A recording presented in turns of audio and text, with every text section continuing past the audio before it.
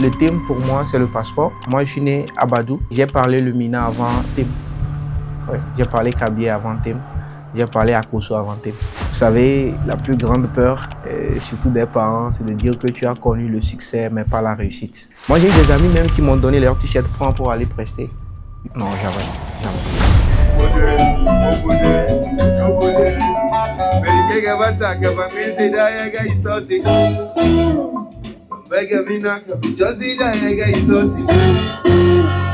Et Nonio, Coutonio, et Kenzo Tavadovo, Stade Omnisport, Amia Patela, ouais, Miaela Voix, Nifefi Abavivi. À nous aller! En pleine répétition pour son concert du 15 août 2026 au stade Omnisport de Lomé, Adi Télépathe, artiste chanteur togolais, nous a accordé une interview exclusive. Yo, ici Adi Télépathe, à l'état civil, c'est Urobody Hydre, voilà, artiste chanteur togolais.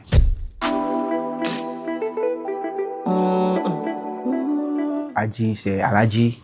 Dans la communauté TIM, on a cette habitude-là, quand un enfant naît et puis peut-être il y a un grand-père qui vient de décéder, un truc comme ça, on se dit bon, c'est lui qui vient de revenir, donc on te donne Aladji en mémoire de ce grand-parent-là qui est parti. C'est dans ce sens-là qu'on m'a donné Aladji. Moi, j'ai juste enlevé puis gardé Adi.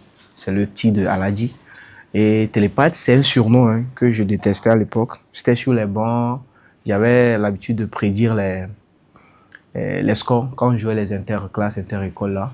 Et il y a un ami qui dit non, toi tu fais de la télépathie.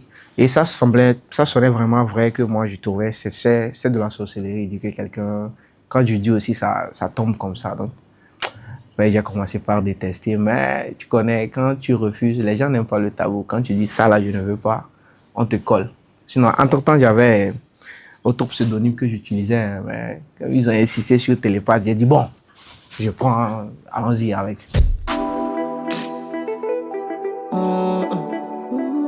En dehors de la scène, Adi Télépathe, c'est un jeune rêveur et un jeune technicien aussi. Si on n'est pas en studio ou sur la scène, on est forcément sur un chantier quelque part. J'aime beaucoup apprendre. Vous savez, la plus grande peur, surtout des parents, c'est de dire que tu as connu le succès, mais pas la réussite. Donc, on te dit, une fois que tu as le succès, essaye autre chose qui peut peut-être t'amener vers la réussite. Il faut vraiment réussir. Aujourd'hui, je me fais former dans plein de domaines. Je me fais former en communication. Je me fais former... Bon, on va pas tout dire ici, mais on est en pleine formation quand même.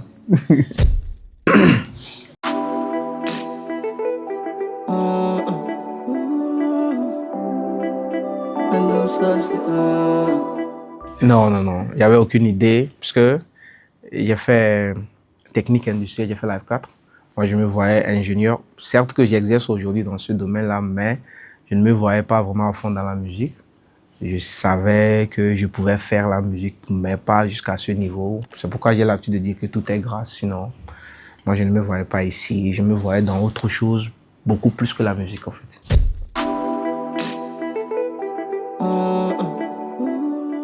Il y a toujours un ami derrière chaque artiste qui lui dit « tu es fort ». C'est parti comme ça. Et après aussi, le bac, il faut avouer que nous, on espérait la vie toute rose sur les bancs du lycée. Qu'arriver à l'université, on va tout casser, et puis voilà, sortir diplômé, devenir ingénieur. On arrive vraiment, c'était hard. Et j'ai commencé par créer du contenu sur TikTok. Je me suis fait un peu remarquer là-bas.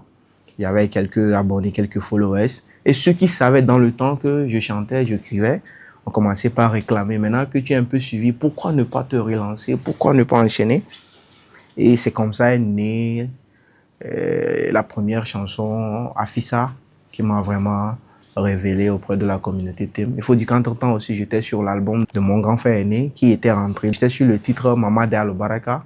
Voilà, donc ça a contribué et Afissa est venu confirmer.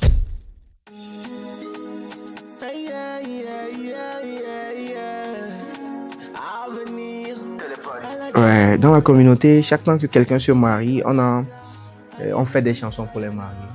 Il y a des mariés qui s'offrent des chansons. Bon, je veux me marier, donc une chanson pour ma femme et moi. Il y a un ami qui me motivait vraiment de chanter. Donc c'est son grand frère qui se marie. Il me dit, bon, fais une chanson pour le couple. Et bon, je vais leur demander de te payer quelque chose. Moi, je me suis renseigné auprès du studio, on m'a donné le montant, je lui ai communiqué, il m'a dit, bon, je vais payer, vas-y, fais la chanson. Je suis allé faire la chanson, je suis rentré avec le manager, on a écouté. On n'a pas kiffé. Et on venait à peine aussi de commencer parce que je lui ai fait savoir que les gens réclament vraiment les chansons. Je veux qu'on soit sérieux maintenant et qu'on puisse travailler en bonne et due forme. Donc, quand on a écouté la chanson, on n'a pas aimé, j'ai envoyé à un ami Marlis, qui est sous Massa Production maintenant. J'ai dit, écoute, mon frère, il y a cette chanson que j'ai faite, mais je ne kiffe pas façon le rendu. Et il m'a dit, bon, viens, on refait la chanson. C'est comme ça que je suis allé chez lui et on a repris la chanson. Quand j'ai envoyé la chanson au marié, moi, je ne m'attendais pas à ce qu'il valide tout de suite, mais c'était vraiment des waouh, waouh. On a balancé la vidéo sur les réseaux sociaux, puis bon, ça a explosé. J'ai dit, bon, Dieu merci alors.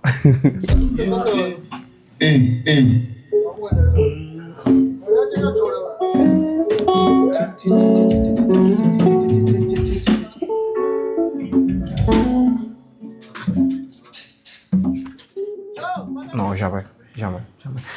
Et la gratitude vraiment doit avoir lieu parce que il y a certaines chansons, je les ai composées certes, mais c'est certains amis qui m'ont donné des idées, faisons ceci, faisons cela, pour qu'on soit là où on est.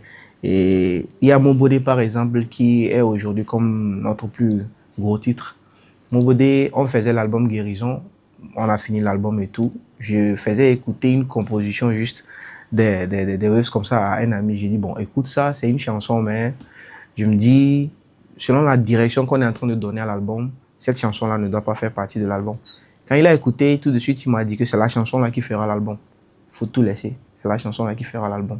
Aujourd'hui, je lui dois ça. Il ne m'a rien donné, mais juste me dire ça, ça m'a convaincu. Il m'a amené vraiment à me dire, bon, essayons voir. J'ai fait écouter à l'équipe, j'ai dit, bon, on doit aller enregistrer. Même jusqu'au studio, le beatmaker, tout le monde n'était pas vraiment à fond sur cette chanson. Mais bizarrement, c'est la chanson vraiment qui a porté haut l'album. Donc ça, c'est juste une petite anecdote. Donc il faut savoir que des amis, moi j'ai eu des amis même qui m'ont donné leur t-shirt pour aller prester. Juste parce que je vais aller chanter quelque part, je n'ai pas de quoi me vêtir. Je dis, bon, prends ce t-shirt-là, je l'ai acheté, c'est tout neuf, prends, vas-y. Et aujourd'hui, je garde toujours les mêmes amis. Mon manager, c'est un ami de longue date, même l'attaché de presse, le committee manager, le directeur artistique. On a tous fait le collège ensemble et on est toujours restés comme ça en fait. Il n'y a pas Mobodé? Il doit avoir Mobodé. Mobodé l'aimé. Et Mobodé toi? Mobodé, c'est une chanson qui parle de mon parcours. Ça veut juste dire, quel qu'en soit ce qui va se passer, je vais avancer, je vais marcher. Dans la vie, il y a de hauts et de bas. Et souvent, les gens peuvent être méchants, c'est la vie. Mais quel qu'en soit ce qui va se passer, moi, je reste convaincu que je vais marcher et puis j'arriverai à ma destination, en fait. C'est tout ce que la chanson veut dire.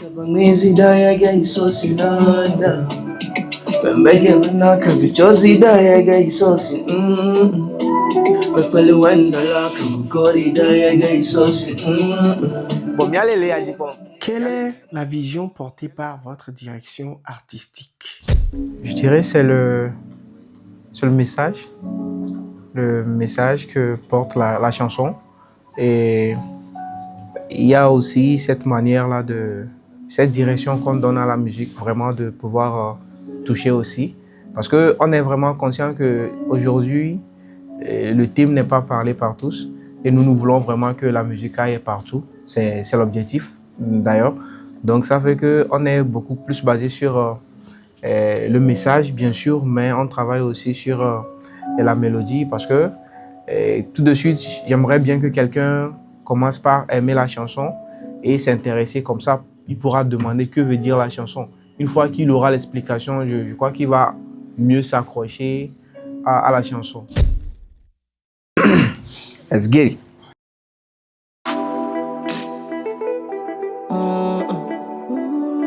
Et souvent, mon père a l'habitude de me dire que tu peux être roi ici, à Lomé, et te rendre à Sokodé, par exemple, les enfants peuvent jouer le ballon et quelqu'un va jouer, comme on le dit en vernacular, Amélie pour bol sauter.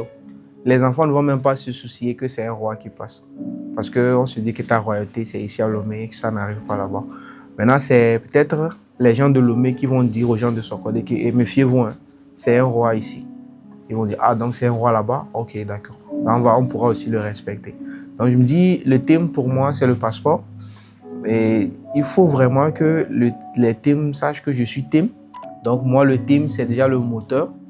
Et maintenant, on peut partir de là et faire autre chose. Parce qu'on a aussi des morceaux qui sont composés en français, en anglais, mais pour le moment, on veut servir la communauté. Et après, on va peut-être évoluer vers autre chose. Moi, je suis né à Badou.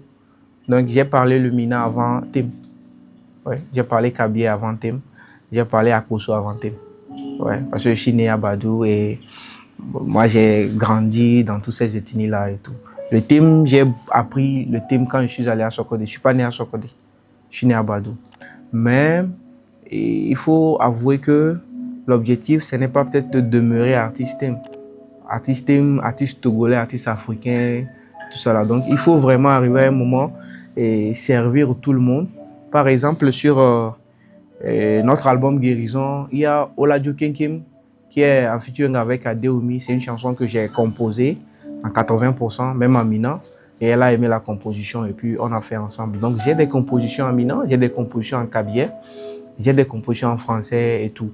Mais le thème, d'abord, je voulais que les thèmes sachent que je suis leur fils.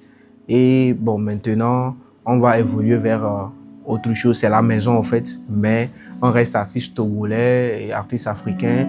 Et l'objectif vraiment, c'est de s'envoler, aller vraiment loin et partout que l'on soit, qu'on dise que il est un artiste togolais qui rend fier la population togolaise en fait.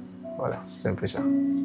Déjà, de bons signaux, si on peut le dire, parce qu'on n'est pas que artiste. En dehors de ça, il y a l'homme, il y a le talent, il y a la compétence. Est-il arrivé d'un moment où vous avez décidé de tout raccrocher? Ouais. Ouais. Naturellement. Ouais. C'était le tout premier showcase qu'on a organisé dans une ville où j'ai été plusieurs fois invité sur des événements. Et souvent, on confond les événements qu'on fait gratuitement là au concert que l'artiste organise et qui est payant. Donc, j'arrive, on m'invite, puisqu'on m'invite souvent dans la ville et je viens, il y a toujours la foule. Je me dis, bon, je suis aimé, hein. Maintenant, il faut prendre cette salle-là. C'est comme ça, je prends la salle et je suis resté à Lomé ici. Je n'étais même pas sur le terrain. Comment faire la communication, tout ça là. À l'époque, on n'avait pas de l'expérience.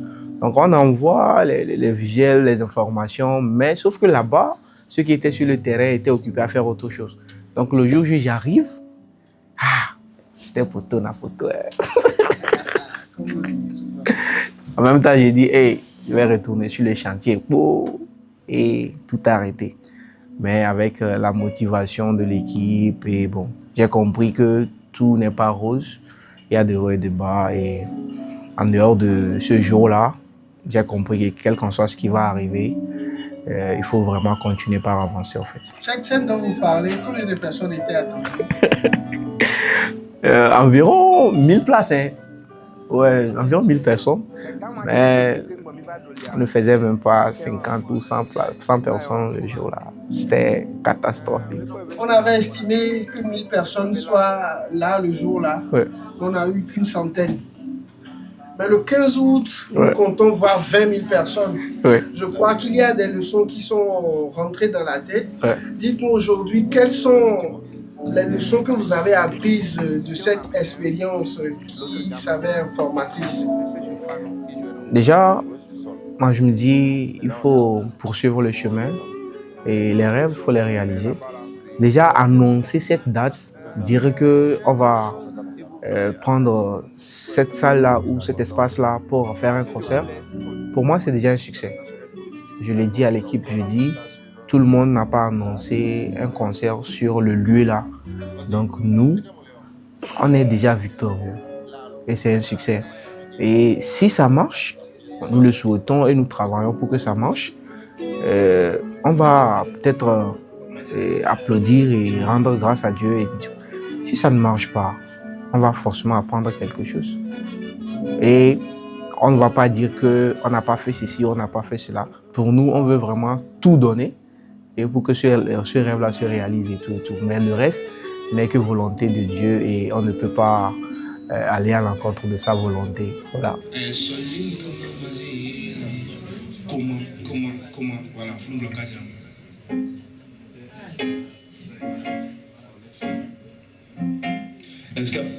déjà, vous connaissez votre fils et que je suis, donc vous avez peut-être l'habitude de voir mes performances, mais ce que on est en train de préparer cette fois-ci, c'est quelque chose qui va au-delà de peut-être ce que vous avez l'habitude de voir. Donc vous êtes tous invités et il faut vraiment venir découvrir cette version de Adi Télépathe que je suis en train de devenir. Et Nonio, Coutonio, Kenzo Tavadovo, je m'abats pour ce bord. Stade omnisport, à Nia Patela, ouais, Nireka, Nimate Dofno, Lava, ni Fefe Abavivi, concert Abavivi, Melana, et Nichan, Jiba Jom, ni Magba Jihaole, Kintom, Dinesa, donc Amérique Pimba, Nani Bena vacances. Je vous attends, les totes et pommes, Mimiwa. Avec un couple avec ticket, je crois que c'est le seul moment gamé, il y avait ticket dans les points de vente respectifs. Et Madjana Namorona, 15 août Dala, de Tigel à l'ouest Dala, et de Abalbo, Adi Télépathe. Donc on va c'est 15 août, et on va le faire ensemble. Et vous devrez arriver parce que vous savez, le premier palais, on l'a fait à Kara, et aujourd'hui, on est arrivé à Lomé. C'est déjà là qui est le stade omnisport de Lomé. Donc c'est vous qui allez venir et que c'est vous qui allez soutenir. Je suis votre fils, je vous attends. Et vous voulez mis des tickets pour que le concert soit vraiment à la hauteur de votre fils. Je vous attends. Madame Amé, Mogona Madjana, Baoni Charidi et Tala. Venez nyege asonna parce que salon ouais, Baono joiner debout. Naruko chobo koni beferi, il n'y a pas d'excuse. Mignon momo bolinine, d'Azibuswa, pas demi-priwa, Sogodei, Dapango, Kara, Bassal, Kuka Chamana. Madame Bizan m'a dit, je sais quand c'est jusqu'à l'ONU, Balayonyowe, Anyaya, Dede, au numéro Warosi, Nagodo Azibus, Bongogona Milome, Stade Omnisport, le 15 août, c'est une seule date. Naruko chobo koni beferi.